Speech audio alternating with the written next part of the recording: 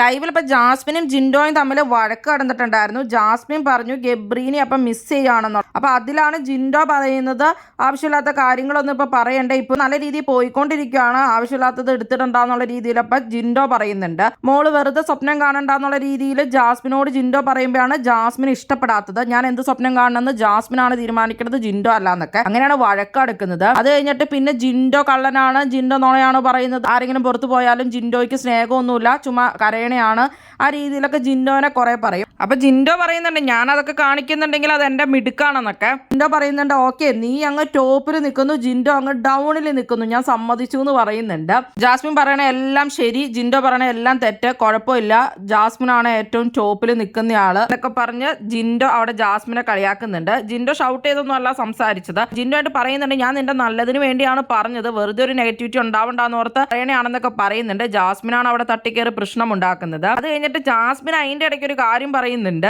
ഞാൻ സ്നേഹിച്ചിട്ടുള്ളവരെയൊക്കെ ഞാൻ മരണം വരെ കൂടെ നിർത്തുമെന്നാണ് ജാസ്മിൻ പറയുന്നത്. ജിൻഡോ അങ്ങനെയല്ല, ഓരോ കാര്യത്തിന് വേണ്ടി ഓരോരുത്തരെ സ്നേഹിക്കുകയാണ് എന്നുള്ള രീതിയിലാണ് ജാസ്മിൻ അവിടെ വരുത്തി തീർക്കാൻ നോക്കുന്നത്.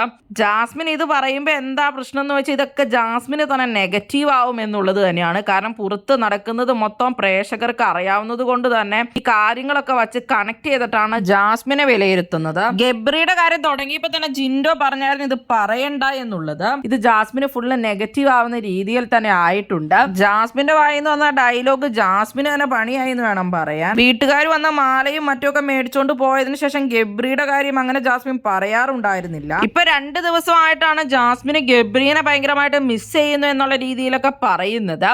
വീട്ടുകാർ വന്ന് നിന്നെ നല്ല രീതിയിൽ പറഞ്ഞു തന്നല്ലേ എന്നൊക്കെ ഉള്ള രീതിയിലൊക്കെ ജിൻഡോ അവിടെ ജാസ്മിനോട് സംസാരിക്കുമ്പോൾ എൻ്റെ വീട്ടുകാർ എന്താണ് പറഞ്ഞു തന്നെന്നുള്ളത് എനിക്ക് ജിൻഡോയോട് പറയേണ്ട കാര്യമില്ല, ഞാൻ വന്ന് പറഞ്ഞിട്ടുണ്ടോ എന്നൊക്കെ ചോദിച്ച് ജാസ്മിൻ അവിടെ തട്ടി കയറുന്നുണ്ടായിരുന്നു. മൊത്തത്തിൽ അങ്ങനെ ജാസ്മിന്റെ കയ്യിൽ നിന്ന് പോയി എന്ന് തന്നെ പറയാം. ഗബ്രി വരുമ്പോഴത്തേക്കും മിസ് ചെയ്തു എന്നൊക്കെ പറയാൻ വേണ്ടിയുള്ള ഒരു ഡ്രാമയാണോ എന്നും അറിയില്ല. എന്താണ് നിങ്ങൾക്ക് തോന്നിയത് ജാസ്മിന്റെ ആ ഒരു ഡയലോഗൊക്കെ കേട്ടിട്ട്?